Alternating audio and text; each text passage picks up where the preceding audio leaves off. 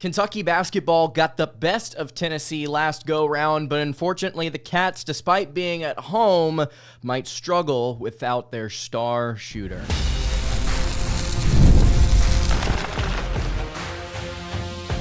You are Locked On Kentucky, your daily podcast on the Kentucky Wildcats, part of the Locked On Podcast Network, your team every day. All right, what's going on, Big Blue Nation? Welcome on into Locked On Kentucky, your daily Kentucky Wildcats podcast. I'm your host, Lance Dawe, and on today's episode of Locked On Kentucky, we are going to be previewing Kentucky basketball's matchup with the Tennessee Volunteers, a rematch after the Cats stunned the Vols in Knoxville last go-round. Unfortunately, things might be a little different. Kentucky down Jaxson Robinson, according to reports. What are the Cats going to do differently this go-round to secure possibly a sweep over one of the nation's best teams? We'll dive into it on today's show. Today's episode is brought to you by FanDuel. Right now, new customers can get $150 in bonus bets if their first $5 bet wins. You can visit FanDuel.com to get started. Thank you guys so much for making Locked On Kentucky your first listen every single day. I want to remind everyone out there that we are free and available on all platforms. And if you are watching on YouTube,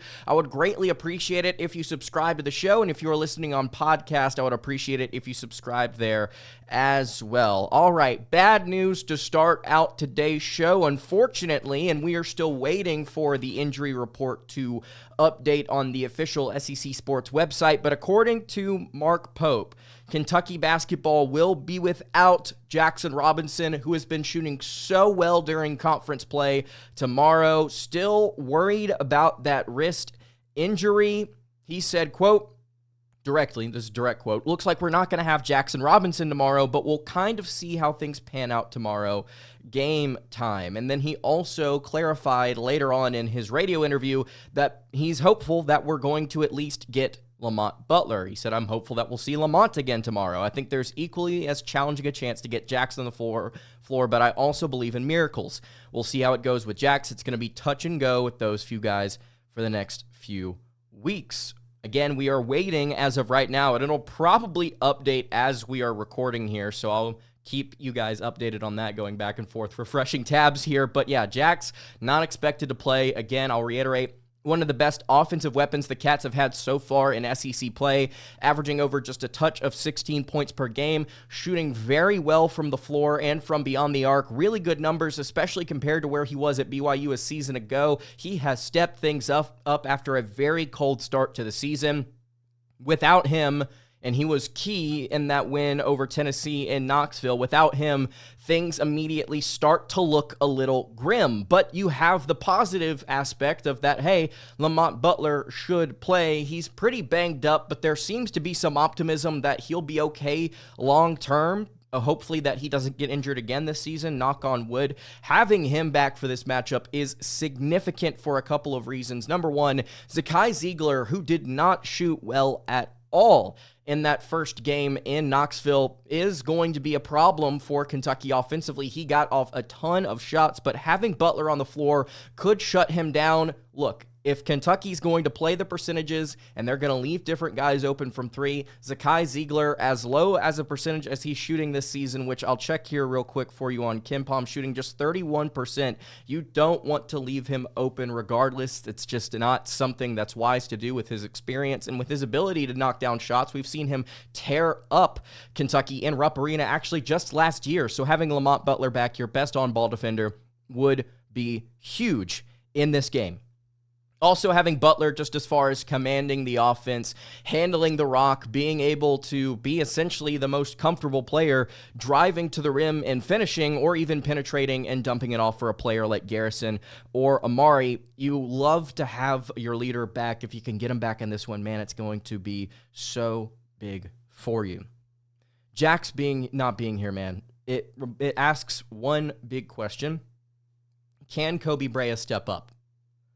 Can Koby Brea, who has not shot the ball very well, can he step up and can he go out there and make plays and make the shots that Jax has been hitting so far during conference play? Because while Jaxson Robinson has struggled, has played well here throughout SEC play, Koby Brea has really struggled, and I'll go pull up his stats for you real quick. So he's shooting 45% from three on the season, but shooting 39.3% in conference only. So he's taken a little bit of a dip here offensively. It's not, the shots just aren't falling, and it's not like he's getting any different looks. In fact, he's getting wide open looks at times. He just has not been able to hit them.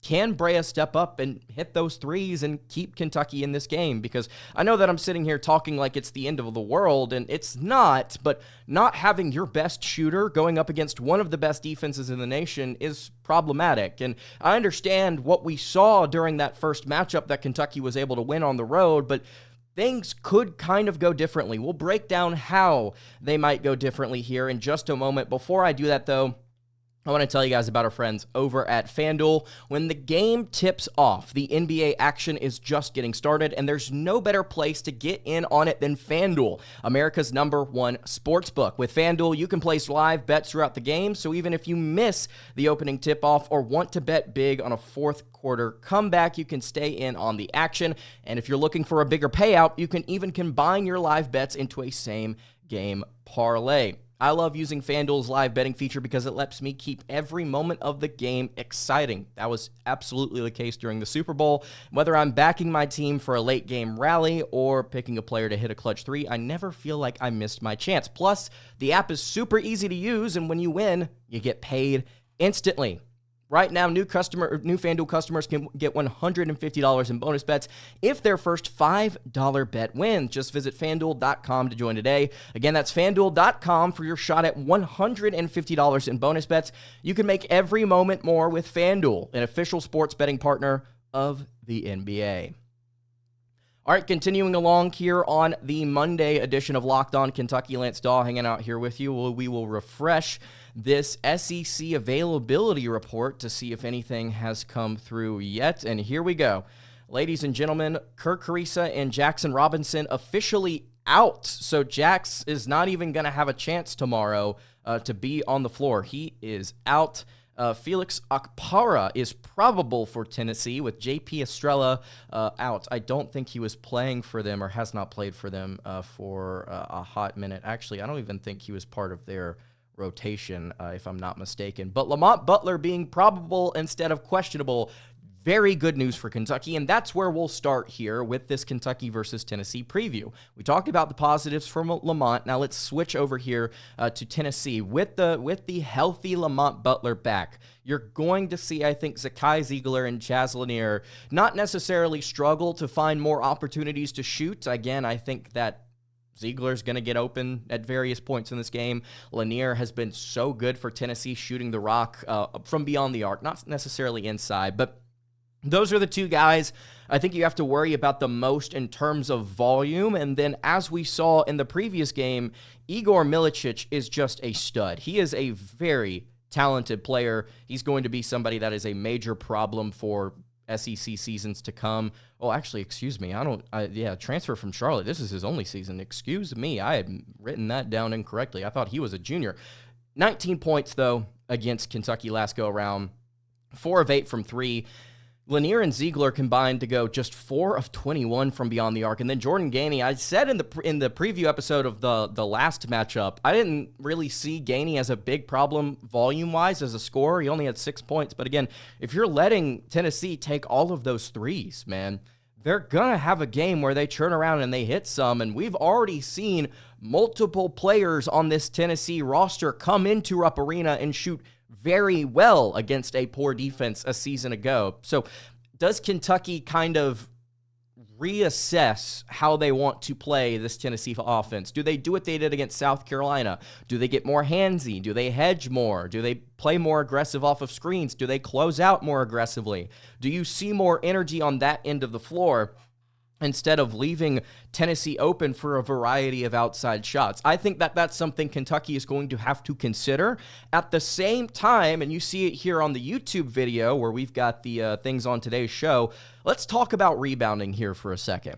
So Kentucky, last go-around, pull the box score back up, gave up 8 15 offensive rebounds. It is very difficult to consistently win games when you are giving up that many opportunities on the glass, especially in conference play, especially in a conference like this that will eat you alive if you give them second chance points. We've seen that with multiple teams at the top. Bama, A&M, Auburn, Florida, Tennessee here as well. They may not be the most efficient shooters, but if you give them a rebound, especially around the rim, you're going to cause problems for yourself. So there is the one side of the coin where it's like, okay, Kentucky could be more aggressive stopping the perimeter, or they could be more aggressive packing it in and rebounding. So if you want to continue to leave Tennessee shooters open, could be problematic. I'm not saying it's going to be. It could 1,000% be an issue for you.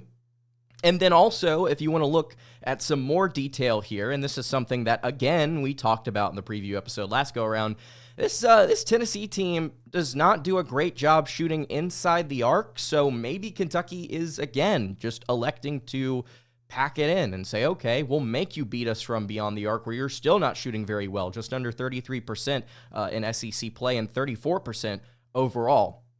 Or, again, reiterating myself here, step out. Tennessee gets a large percentage of their points from three, 36.7% to be exact. That is like 6%, I believe, above the national average, almost 6% above the national average. You have to be able to, I think, at the very least, reassess and come out with a little bit of a different game plan. You cannot sit here and just be like, okay, we're going to leave Jordan Gainey open a few times from three and let him take 8 outside shots. We're going to let Zakai, Zeigler, and Chaz Lanier take a combined 21 threes. Law of averages says they're not going to shoot that poor of a percentage again. What do? And then on the other end of the floor, I think if you're talking about reassessing everything, Tennessee is still the best defense in the nation. According to KenPom, this is the best defense. 97.3 is their adjusted defensive efficiency. Incredible. 10% less, or essentially 10 points less, because efficiency is just how many points you score in 100 possessions. So that is just insane that they're at 97, 10 less than the Division I average. It is a slow, not aggressive, but methodical defense. They do a phenomenal job, as we have reiterated. They do a phenomenal job of playing defense without fouling. They do such a good job of protecting the perimeter. Unfortunately for Tennessee, last go-round, Kentucky, they left them open over and over and over again on drive and kick. Jax, 4 of 9 from 3. Almanor, huge, 4 of 7. Brea made all 3 of his 3-pointers with an 18-point effort. Trent Noah came off the bench and had a huge 3 in the second half. I think Kentucky, from a matchup perspective, gives Tennessee some problems offensively. But man, the defense is still really, really, really good. And we've seen them shut down team after team after team. They shut down Florida. They shut down Mississippi State. They gave up 81 points to Missouri, but they still won that game. They shut down Illinois, which is one of the better offenses in the country. They shut down Baylor, who has one of the better offenses. They held Louisville earlier this year to just 55 points. This is a legitimate team. They held Auburn to 53, lost that game on the road in Neville. This is still a stout Tennessee defense that does everything well. If you want to look at KenPom, first in the nation in effective field goal percentage, first in 3-point, 10th in 2-point, 4th in blocks, 50th in free throw rate, 66th in turnover rate. All of those incredibly high stats. If you want to look at conference specifics, first in the SEC in 2-point field goal percentage, second in 3-point percentage, second in blocks, second in free throw rate, first in effective field goal percentage. Slow, methodical, physical, bully ball type stuff from Rick Barnes and company. I respect Milicic. I respect Zeigler. I respect Lanier. Even somebody like Darlingstone Dunbar, who had a couple of big shots, if I'm not mistaken, against Kentucky. Okpara, if he plays, he's another big body down low. I think Kentucky has their work cut out for them. That's all I'm trying to say here. Is Tennessee, despite some of their inconsistencies, analytically is very strong. And the game that they had against UK might have been some trends being bucked, and I think the big question is, does it happen again? That's all we're saying here. Does this happen again? Who knows? Something else to note, if we want to talk about fouls, I'll pull this back up for you. Tennessee had 18 personal fouls. It led to 24 Kentucky free throws. Does that happen again? I think part of that was what was happening late at the end of the game. But does that happen again? Do they put Kentucky on the charity stripe a decent amount, especially relative to what they normally do? And if they do, considering Tennessee plays one of the shortest benches in the nation, do they get into foul trouble, and do they have to play some kids more than they would really want to? It's an interesting question. Zeigler getting hurt also in the middle of that game last go-around. He was having such a bad game that it was actually beneficial to Kentucky when he was on the floor. Curious if that happens again. Doubtful that it happens again. Even with Lamont back. I don't know. This is a kid that's 9th in the nation in assist rate. Really, really, really solid guard. Robinson out. Carissa out. Lamont Butler probable. Let me know what you think in the comments below about this game. Does anything happen again that we saw in the previous matchup? That's my big question. Normally, whenever we see rematches of opponents, I'm not sitting here going, okay, this is going to be a completely different script this go-around. But I think we're going to see some major changes in the way that this game goes. So we're going to have our market down prediction here in just a little bit. Before I do, though, if you have not subscribed to the YouTube channel or the podcast feed, would love it if you did so. Thank you guys so much to everybody that is subscribed. 15,000 subs. Insane that 15,000 people have decided to watch this show. Midway through the 4th season here at Locked On Kentucky, and I could not be more appreciative of all of you guys. So thank you so much. All right. We've got our weekly market down segment here. We didn't have one last week. I think it was because of breaking news. I think actually because of injury. But we'll mark it down here. Throw up the little stamp here on YouTube. This is the weekly show, or X segment, I should say, that we do when I predict what's going to happen for Kentucky's upcoming couple of games. And something that Mark Pope has been harping on is Kentucky's ability to rebound, get on the defensive glass, crash it, and not give up second chance opportunities. This Tennessee team, like I mentioned, 18 second chance boards. First time around in Knoxville. Mark it down. Kentucky will out-rebound both of their opponents this week. They play Tennessee here in Rupp tomorrow. And then they play Texas on the road on Saturday. Texas, a little bit of a slump. Lost 3 out of their last 4. 4-7 in SEC play. They're not a great rebounding squad relative to the rest of the SEC. They're 11th in the conference in offensive rebound percentage. It's a really good offense overall, but they've been struggling in SEC play to do essentially a little bit of everything. Lack of consistency. The loss to Vanderbilt, I watched the final few minutes of that game, just not clutch at all. And I've seen guys like Trey Johnson and Arthur Kaluma play really well in clutch moments this season. Bit of a weird spot for them, but they're not great on the boards. I think Kentucky will show some edge, will show some physicality. I think they will be on the boards against Tennessee and Texas. My prediction, mark it down. Kentucky's going to crash both, and they're going to win the rebounding battle overall. I think they're going to be positive this week. Drop your score predictions for Kentucky versus Tennessee in the comments below. That's going to do it for today's episode of Locked On Kentucky. Hey, you can follow the show on Twitter at Locked On UK. You can follow me on Twitter at @LanceDawe_, and follow the show over on Instagram. That is at Kentucky Podcast. Any questions, comments, concerns, you can leave those in the YouTube comments below.